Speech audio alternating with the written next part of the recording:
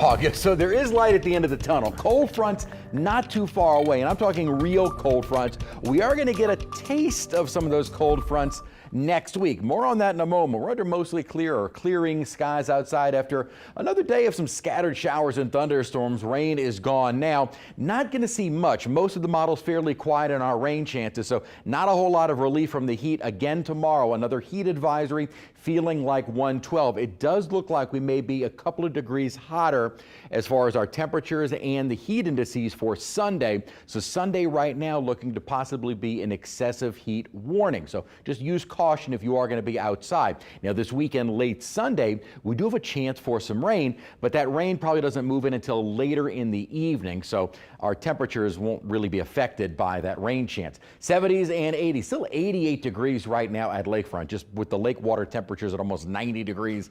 It doesn't cool off very much by the lake or the Gulf waters, and dew points are plenty high, but that front is going to knock our dew points from the upper 70s and low 80s, which is probably about as humid as we get, to more of a dry and a bit more of a comfortable feel. Again, relatively speaking, we are still in mid-August, but with drier air on the way, we won't have much of a heat index, and so your body will be able to cool itself off. The high humidity doesn't really allow that to happen. So with that drier air, while still hot, it'll feel a little bit nicer for a few days. 86 right now at Kenner with winds out of the east at 5 miles an hour. The upper high that had been centered right over the Gulf South has kind of dissipated, a little bit stronger of a high developing out west. But at least with that upper high having weakened, we did see a little bit more rainfall. And as a matter of fact, you kind of see this little spin here, kind of an upper level low, did help our instability, help trigger more rainfall during the day today.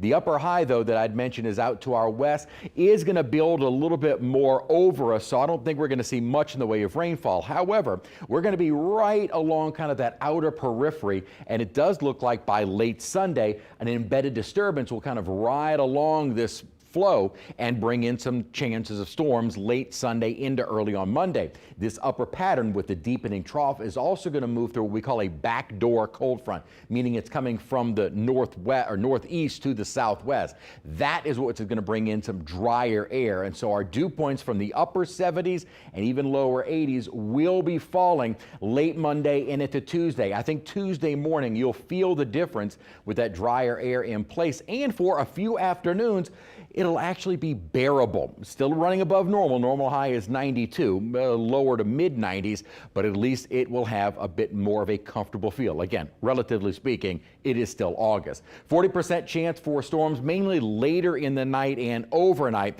Some rain with the front on Monday, then dry. Then we start to get kind of, we'll be talking about next week, a bit of a pattern shift. It looks like we're going to have by late next week and the following week more of a normal summertime pattern with kind of those daily rain chances. Next few days, though, not really. And again, we're going to be rather dry as we head into the day on Saturday, about a 20% chance for some showers. And then Sunday, dry for the better part of the day. Not until late evening and night do we see these thunderstorms kind of roll on through. Exact placement models are differing, but it does look like kind of a late night thunderstorm chance as we head into Sunday, going into early on Monday. The very latest, Hurricane Ernesto is weakening. I tell you what, this has been a well forecasted storm, starting to feel some drier air and a little bit of wind shear, so it is weakening as it is now passing directly over Bermuda and will continue along a weakening trend as it moves farther into the North Atlantic, thankfully staying away from most land areas, maybe near Nova Scotia and to Canada as we head toward early next week. Excuse me. Upper 90s through the weekend. Again, those storms late Sunday, less humid, so a little bit more of a comfortable feel for mid-August, and then storms return late next week.